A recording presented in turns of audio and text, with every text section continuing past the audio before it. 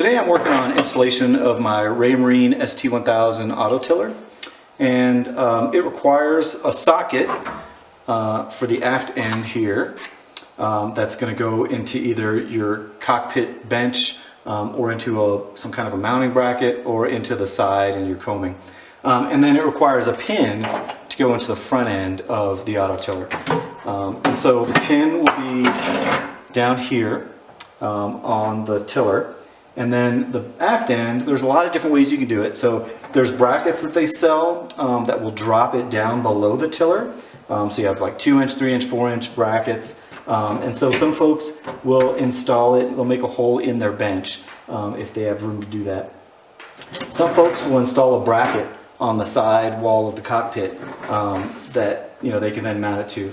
And the way I'm going to do it is I'm actually going to put a hole in the coaming and do it that way. So there's a lot of different ways. Some folks also create a bracket that goes from one end of the pulpit to the other, and then it attaches to that bracket in between. So there's a whole lot of different ways to do this, but we'll see how this goes. So the installation book provides pretty easy to follow diagrams with all the measurements that you need from the pivot point of the tiller and how far up it goes, and then how far from the center line over that you have to mount it. And so I've already marked all my spots. So this is where the pin is going to go for the tiller. And then this is actually the pivot point of the rudder itself.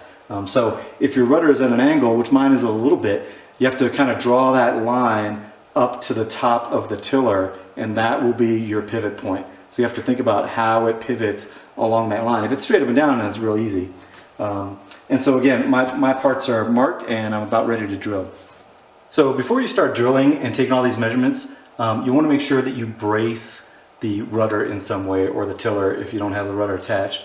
So clamp it down, or put some stuff on either side of the rudder just to hold it in place while you're doing this work and taking all these measurements, because if it's moving around, you're not going to get accurate measurements. So I've already made a very small pilot hole, and I've marked the depth with masking tape on my drill bit of how deep this hole is supposed to go.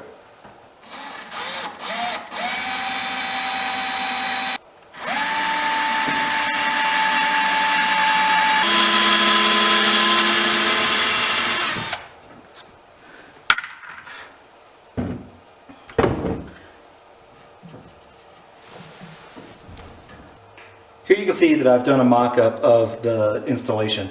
So the pin is not epoxied into the tiller yet, but I've got the Autotiller sitting on the pin.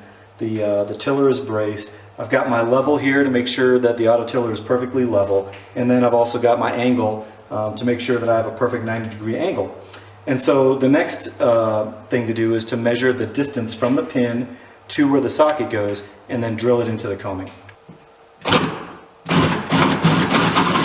I've got my JB Weld all mixed up. So I've got a livestock syringe ready to go with the JB Weld, and so I'm going to inject that in the hole, and then the socket's going to go in, and then I'm going to put some 4200 around the lip at the very top.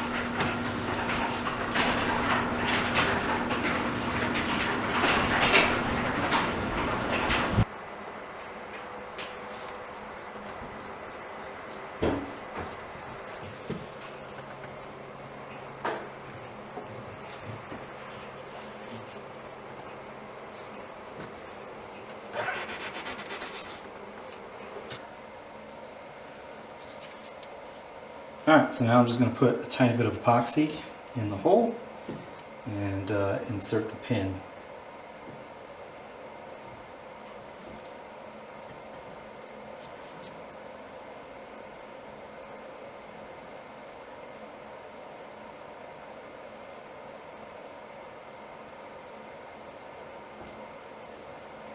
This stuff really likes to get everywhere.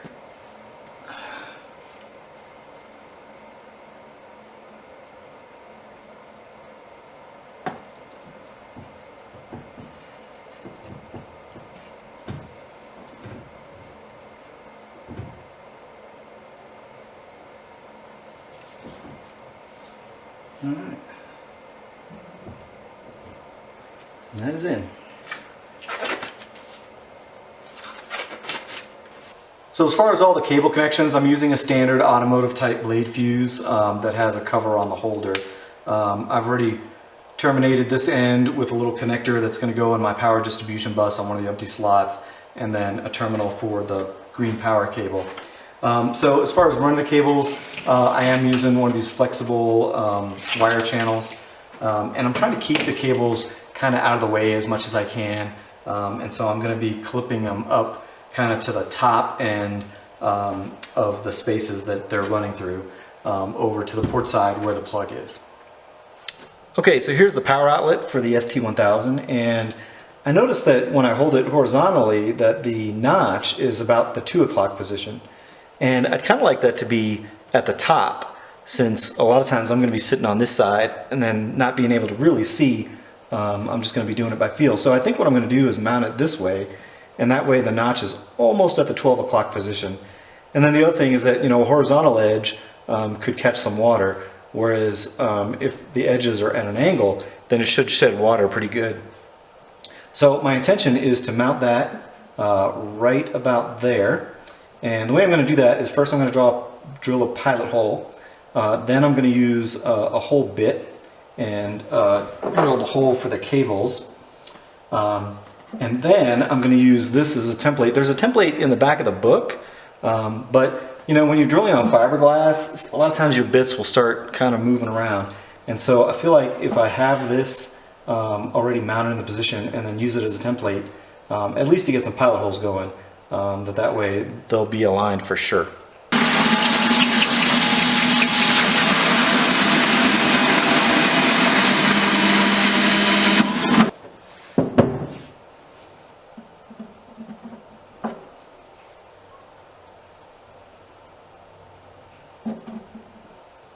Okay, so I have my hole, and now I'm going to mount this so that the notch is at the 12 o'clock position, and then do my pilot holes.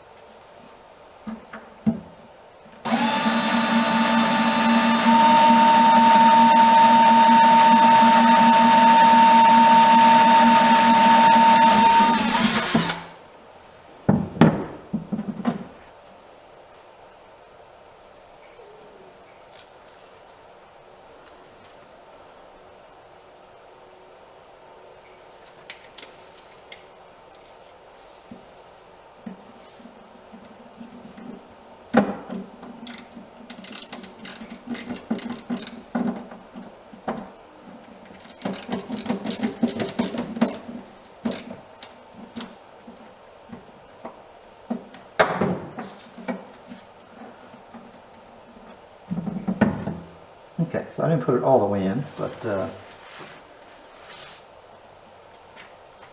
far enough that it'll keep this thing from moving.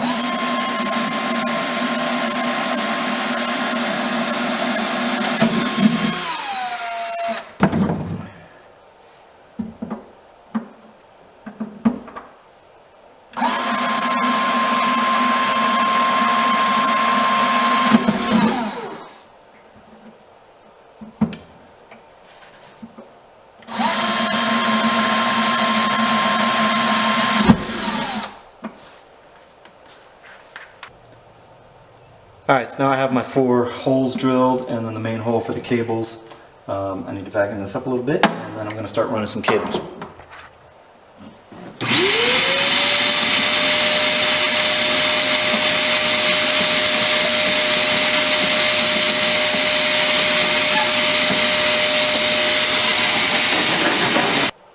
So the minimum recommended wire size is 16 gauge, but I'm using 14 gauge. So I'm getting ready to just take off the ends, prepare the ends of the wires here. So I've got a green for power and a black for ground.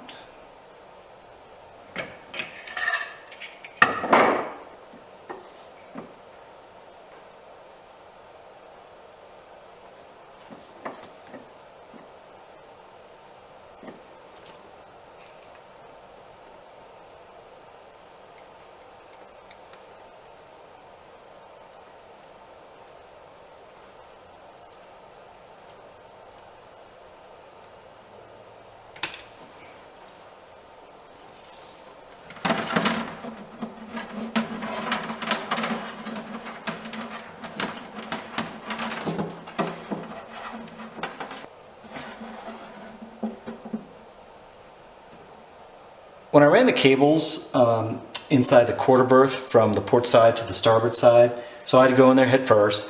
And as I'm looking on the inside, I realized that these pointy screws are going to be right where people's feet are when they're in the quarter berth. And so instead, I'm going to go with the stainless steel and then just put a nut on the back and a washer. And it'll honestly be more secure, and then that way nobody's poking their feet.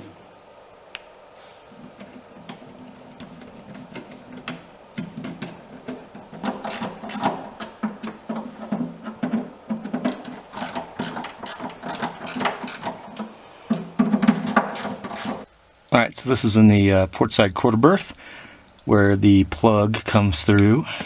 For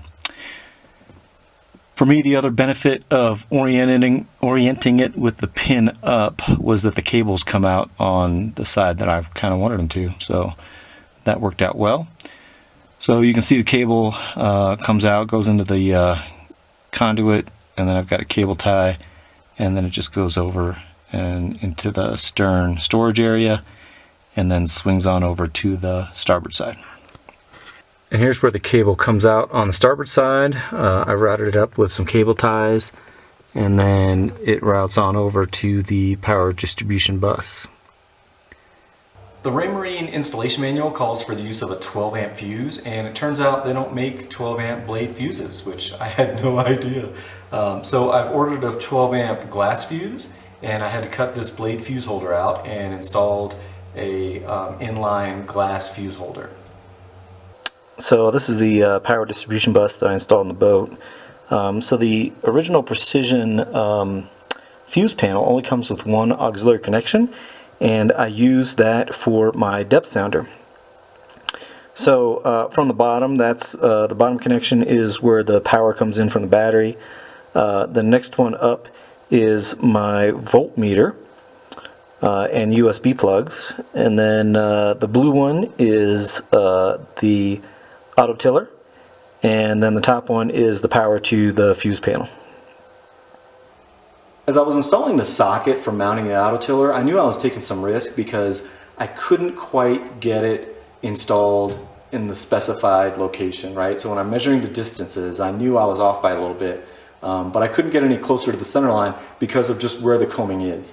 And so I went ahead and took the risk, installed it. I had bought a 4-inch extension because I thought that was going to make up the difference. And when I tested it, the boat turned really well to starboard, but was very limited in turning to port. And so I replaced my 4-inch rod extension with a 5-inch rod extension, and now the tiller goes equally to both port and starboard. So my measurement was just off a little bit, and I thought a 4-inch rod would do it, but I ended up needing a 5-inch rod.